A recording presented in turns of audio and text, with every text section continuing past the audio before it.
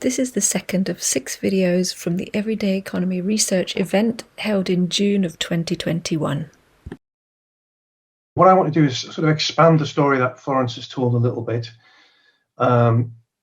reporting the work that we've done, a bit more of the work that we've done in Sacriston, sponsored by UCL Grant Challenges, and also introduce a project that's now a new project that we're just beginning with, funded by the EPSRC.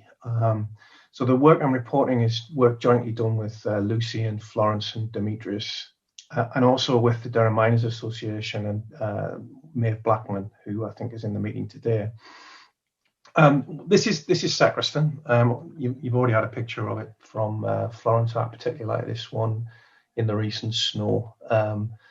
It's a village which is about 5,000 people. It's between Chesterley Street and Durham, effectively. If you know County Durham at all, it's quite close to Durham City. And essentially what I want to do is just tell its story in a bit of a longer frame than Florence has just done. And I want to do two things. Firstly is to convince you that this is a fascinating place full of inspiring people doing good things to make their community better. That's the way I'm thinking of the place. And secondly, to say something about the story of social infrastructure in this village. This is the term which is being widely used now in relation to debates about so-called left behind places, although we're going to always put that term in inverted commas in our presentations. Social infrastructure is the infrastructure that brings people together and allows them to solve their common problems. And I want to tell a long story in a short amount of time about social infrastructure in Sacriston. As Florence mentioned, this is a coal mining village. Durham coalfield was arguably the greatest coalfield the world has ever seen and will ever see. Sacriston as a village didn't exist before the sinking of the first shaft in 1839. The colliery grew rapidly after that. It reached its peak production around about 1920. Work in this industry was for men. Florence has already described that it was dirty work. It was difficult work, even by the standards of County Durham, which is a place where mining was always very difficult. It was endemically dangerous. People were injured in doing this work. They suffered terrible industrial diseases as a result of doing it, and it was periodically deadly. It killed people. Men died doing this job fairly frequently. The colliery, as Florence said, closed in 1985. So the first 150 years of this village is really about a story about coal mining. The person on the right, the picture on the right, is my uncle, who was the last man to work at Sacriston Colliery and capped the shaft when it closed in 1985. Florence showed you a slightly later map than the one that I'm showing you. This is Sacriston, the very earliest Ordnance Survey map of Sacriston. We see the colliery at the top of the picture. There were two collieries at that time, Charlow and Sacriston, which were effectively merged into a single colliery in the 1870s. And we see the beginnings of the village. What we have are a set of rows of houses. These were known at that time as the Staffordshire rows because the early miners who arrived here came from Staffordshire. But what we also see is the beginnings of what we might call social infrastructure, this infrastructure that brings people together. So we see a school, we see the George and Dragon, the Boot and Shoe public houses, and also importantly, we see a primitive Methodist chapel. The primitive Methodists threw up a chapel as soon as they arrived in this village. So what we had was the beginnings of this infrastructure which supported the life of a community, not just the production of coal. At the heart of all of this, though, was coal, was the Miners' Lodge, which organised the workforce of the pit. This is the Miners' Banner, the Lodge Banner being paraded through Sacriston in, I think, the 1930s. I'm not entirely sure. I haven't nailed down exactly when this is. So coal mining was not just a job, it was a symbol of identity. It was there were institutions which brought workers together, and you can see here the wider community and a tremendous amount of pride invested in this tradition of self-organization. The earliest infrastructure was booze and religion. Drinking and praying were two competing pastimes in this village from the very, very beginning. But the religious infrastructure in this village was extensive from the earliest period. Multiple Methodist chapels of various descriptions. The Anglicans built a church, the Catholics built a church. There's a Salvation Army citadel in the village. There was a vibrant religious life. And there was also the beginnings of what you might call the retail offer. That's how we would describe it these days. Lots of small shops opened in the 1870s and 80s in the village, but perhaps the pinnacle of all of this was the opening of Sacriston Co-op in 1897, a magnificent building which provided a range of high quality goods, and it was created and owned and operated by the people of the village themselves. This was part of a larger cooperative movement in County Durham, which, as you can see, according to these figures by G.D.H. Cole in 1944, Durham had the highest proportion of people who were members of cooperative societies of any place in the country. In actual fact, I would imagine in Sacriston it was considerably more than the 29% reported here. This was also a place where these cooperative and collective movements fed into the rise of the local Labour Party. There's lots of ways we could tell this story, both at the level of the village and County Durham generally, but I'll tell it through the story of a woman called Annie Errington, a Sacriston miner's wife, who was a leading figure in the mass Durham Federation of Labour Women in the interwar period. We think of these villages as male-dominated, in many ways they were, but County Durham had a mass working-class women's movement in the 1930s, of which Annie Errington was a leading member. Among the extraordinary things she did was she visited the USSR in 1926, having previously, I suspect, never left County Durham, to raise support for striking miners, and she was subject to vilification, really, in the local press and so on. But later on, she was elected to the Chesley Street Poor Law Guardians Board. She was charged and threatened with imprisonment for making, along with others, for making overgenerous payments to unemployed miners. She was later elected to Chesley Street Rural District Council and then Durham County Council. And she was appointed a JP in 1938. Extraordinary. She went from, kind of leading an insurrection to becoming a member of the establishment within 10 years or so. So a key moment in the life of this village occurs with the nationalisation of the coal industry, which had been previously privately owned. There's lots more we could say about all of this, but what I want to say is that nationalisation led to improvements, particularly for workers in terms of health and safety. But also in the long run, it became a mechanism for the rundown of the industry, especially from the 1960s. The Durham coal industry was rapidly run down from the 1960s. Sacriston was slated for closure on several occasions, but survived until just after the 1984-85 miners' strike. It was the last of the inland pits to close in Durham. After that, production was concentrated in a handful of mines on the coast, which got coal from under the North Sea. That's left Sacriston. The mine closure, which was clearly the primary employer in the village, has left Sacriston with a set of developmental problems.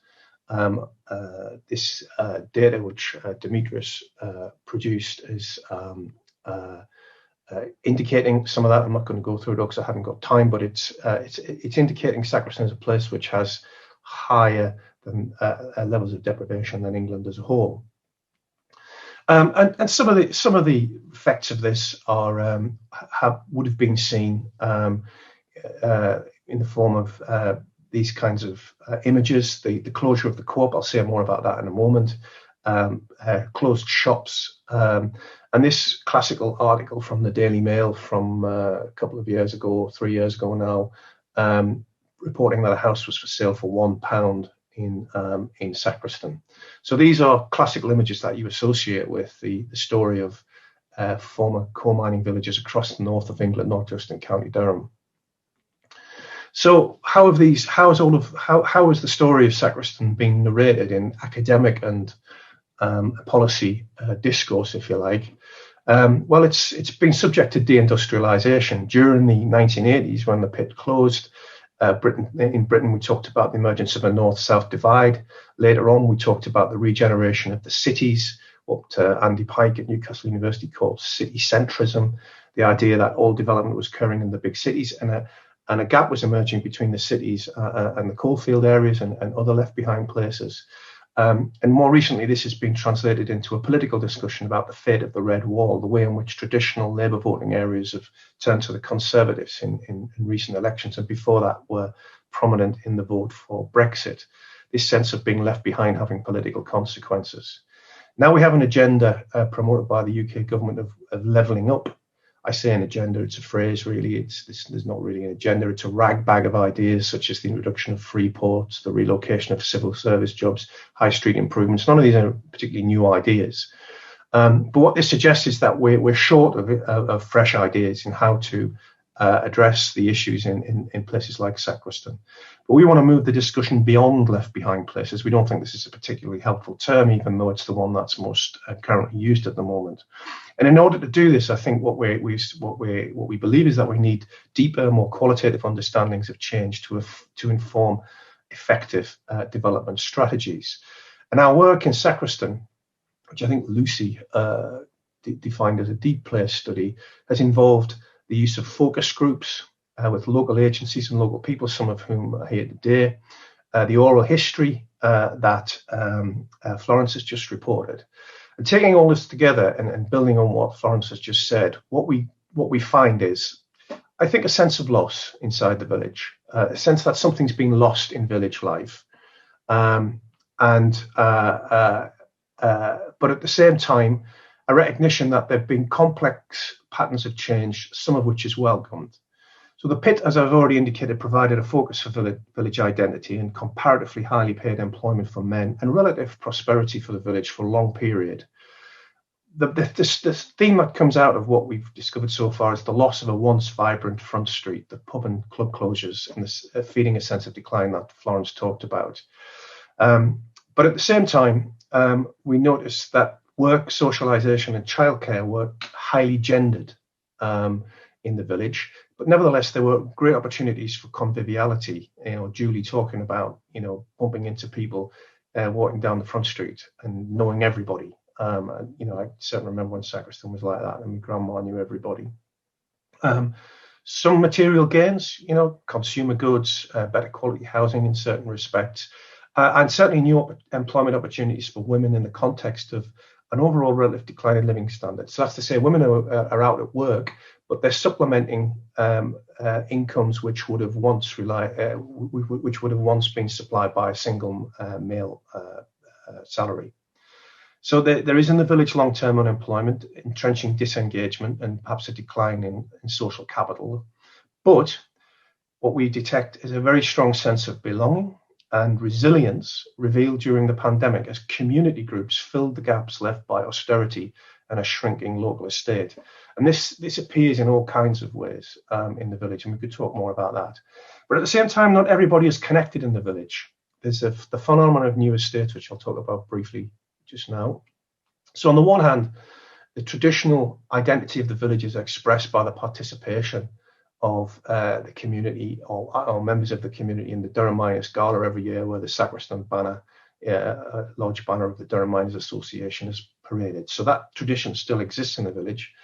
But around the edges, there are interesting developments. This is the Monkswood estate, which is being built on Cross Lane on the northern edge of the village, which looks very different to the kind of housing which we traditionally associate with Sacriston, and is bringing potentially new people into the village. But what's their connection with the traditional identity of the village? We don't know, actually. We need to find. One of the things I'd like to do is find out what people think about all of this. But it's transforming the village around the edges, arguably, but nevertheless, it's transforming them.